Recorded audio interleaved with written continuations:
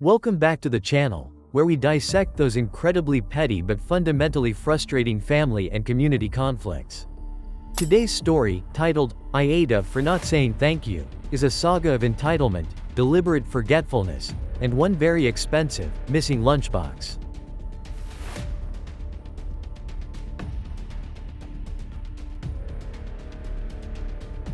Our original poster, OP, a 35-year-old mother, has a 4-year-old son, Ben. Like any responsible parent, she meticulously packs lunch for her kids, and specifically, she uses high-quality, durable bento lunchboxes, which cost around $50 each on Amazon. Crucially, OP is hyper-organized. She labels every single item her children own and take to school, including the lunchboxes. This fact will be very important later.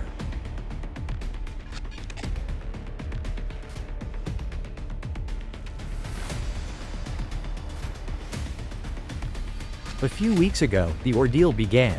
OP went to pick up Ben from school on a Tuesday and noticed his book bag felt light. Inside, the bento box was missing. No big deal, right? She quickly asked an after-school teacher, who explained she had accidentally sent it home with another kid. Let's call him Ken, who has a similar name. The OP had never met Ken or his parent.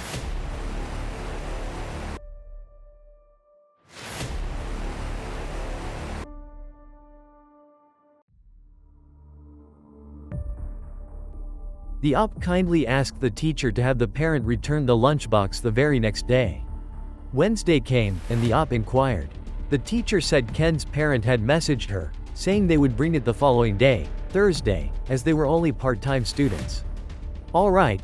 Cool, a minor inconvenience, but manageable.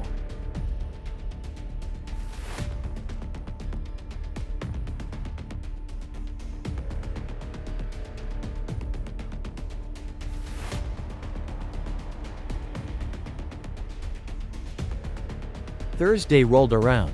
After school, OP was waiting. Okay, where's my son's lunchbox? The teacher told her the parent forgot it, but promised they would definitely bring it next Tuesday. At this point, the OP was getting properly annoyed, but chose to give the parent some grace, figuring they were busy.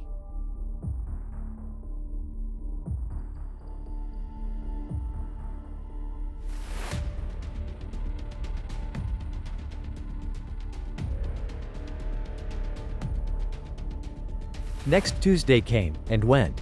Still no lunchbox. The OP's annoyance turned into genuine frustration.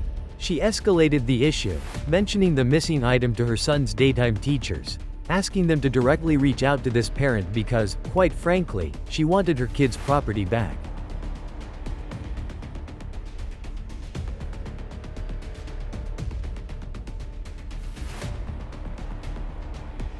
Fast forward to another full week. 4 weeks into this whole mess. Still no lunchbox. The explanation from the school was getting ridiculous. Apparently, the mother of Ken was postpartum and very forgetful. She even made a joke to the teacher, saying the lunchbox was getting closer to school because she had moved it by her front door.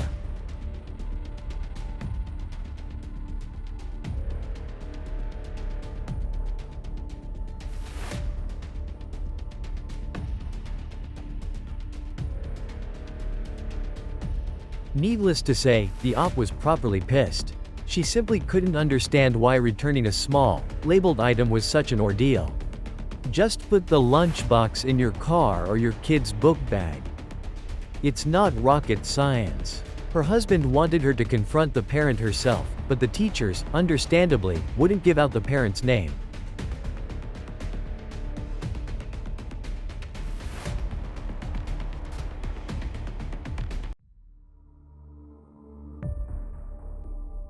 So, OP took action. She sent a very stern, formal email to the principal, the admin staff, and all her son's teachers, expressing her extreme frustration and clearly stating she wanted her sons labeled, paid for property returned. She emphasized that the school needed to solve this.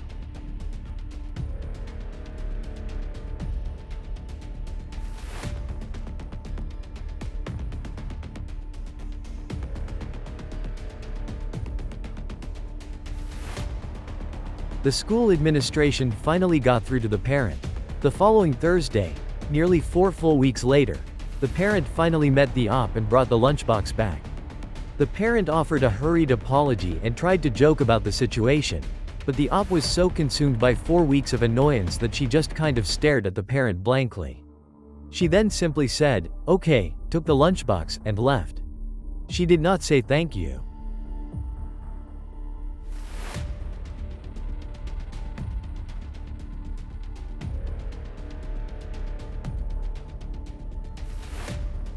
The AITA conflict begins here. This parent, Ken's mother, told some of the other parents that the op was rude to her. She claimed the op could have been more appreciative that she bothered to bring the lunchbox back at all. Ma'am. So, the original question. AITA for not saying thank you?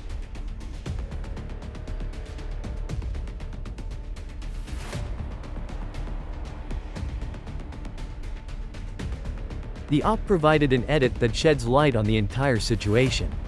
Last Friday, at a school Halloween parade, she was chatting with another parent who had heard about the hostage lunchbox saga. And for those of you who guessed the parent wanted to keep it for themselves? Spot on.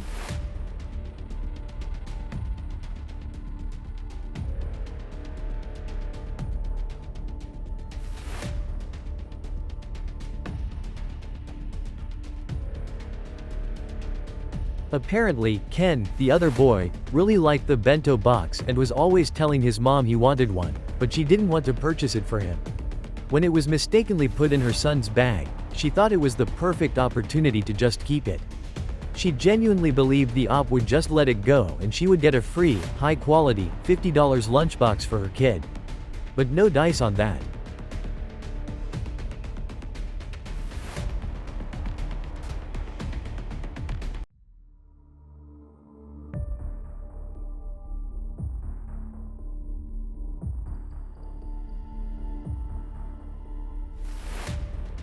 The op circled back to the price. "It's because it's expensive that I wanted it back. I'm not made of money and I buy quality stuff for my kids so they can last throughout the school year and beyond."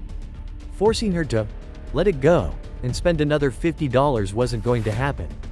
Plus, she was right, the parent was playing games with her all along. The whole postpartum forgetfulness excuse was a deliberate stalling tactic.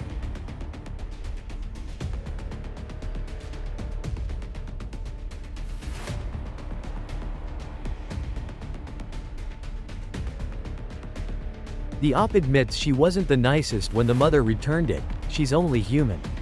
But later, at the parade, she made sure she was polite-ish. She even showed the mother the Amazon link if she still wanted to get the lunchbox for her kid, and mentioned some less expensive alternatives. All's well that ends well.